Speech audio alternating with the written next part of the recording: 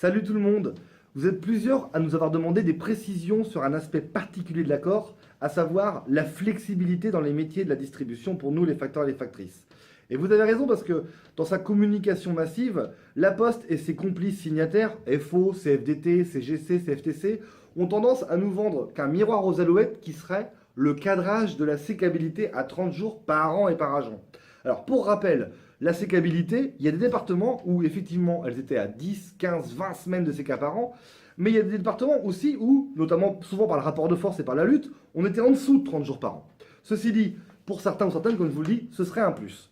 Sauf qu'en fait, quand on regarde bien, il y a plusieurs aspects qui sont un peu techniquement pièges. Je vous explique. Déjà, premièrement, la sécabilité donc, de gestion et inopinée serait cadrée à 30 jours. Mais c'est écrit dans l'accord que la sécabilité inopinée pourrait être 2 jours consécutifs, soit 48 heures. Et ça, pour beaucoup de centres, c'était inédit.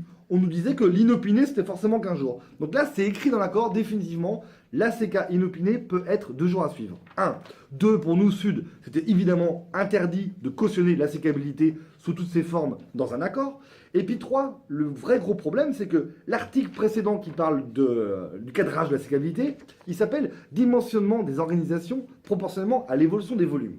Et en gros, ça dit quoi, ça? Ça dit que la Poste retiendra le trafic au plus près de la réorganisation lorsqu'elle nous supprimera les tournées.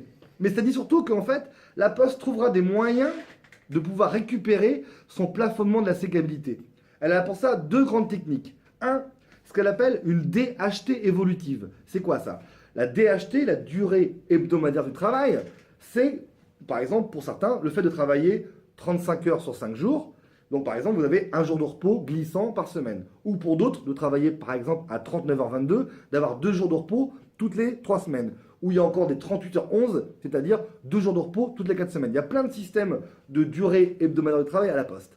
Le fait de faire devenir définitivement évolutif, parce que c'est quelque chose qui existait avant, mais le mettre dans un accord définitivement, ça veut dire qu'en gros, au fil de la baisse de trafic, entre 2 réorgs, la Poste se permettra donc d'adapter notre DHT pour, en gros, nous supprimer des jours de repos. Vous êtes par exemple à 5 jours par semaine, vous avez un repos glissant tous les jours, mais sur 6 semaines différentes, une semaine lundi, une semaine mardi, une semaine mercredi, une semaine jeudi, une semaine vendredi, une semaine samedi.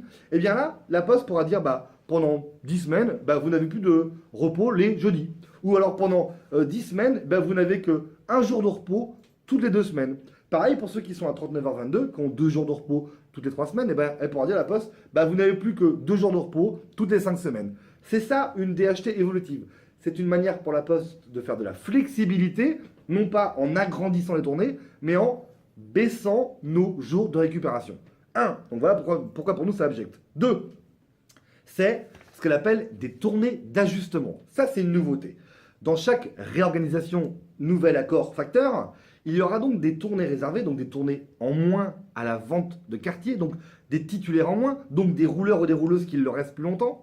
Et bien donc, ces nouvelles tournées qui sont soi-disant pour les seniors, pour les collègues qui reviendraient d'une longue maladie, pour les collègues qui ont une aptitude réduite, pour des nouveaux entrants, eh bien c'est écrit dans l'accord, je vais vous le lire parce qu'on n'est pas là pour se le cacher, c'est écrit que quelques tournées ajustables dont les points de distribution sont réattribués en fonction de l'évolution de l'activité, ces tournées pourront constituer un vivier pour les tournées réservées. Voilà, c'est écrit. Ça veut dire quoi? Ça veut dire qu'en gros, ces tournées réservées, soi-disant pour nos problèmes de santé ou pour nos problèmes de méconnaissance du travail, seront en fait, au fil du temps, au fil de la fameuse baisse de trafic inéluctable, malgré les colis qui montent, malgré la PNA toujours aussi lourde à porter, eh bien, ces tournées réservées serviront de tournées d'ajustement. Ça veut dire quoi? Ça veut dire que nous, les postiers et postières, les facteurs factrices, parfois, pendant 6 mois, ou au bout d'1 an après une réorg, peut-être toute l'année, on ira piocher des points de distribution, des boîtes aux lettres supplémentaires sur cette tournée réservée. Donc d'un côté, on vous dit, la CK est plafonnée à 30 jours,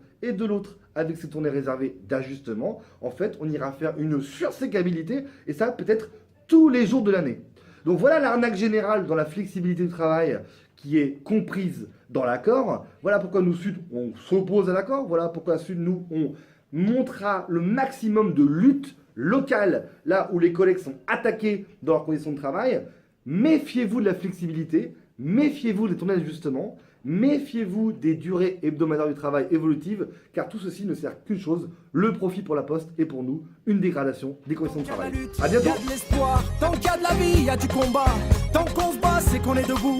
Tant qu'on est debout, on lâchera pas. La rage de vaincre coule dans nos veines. Maintenant tu sais pourquoi on se bat. Notre idéal, bien plus qu'un rêve. Un autre monde, on a